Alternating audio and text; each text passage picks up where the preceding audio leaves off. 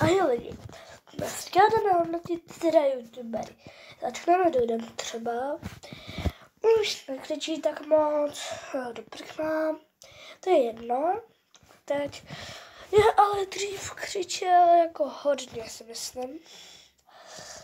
Takže hop.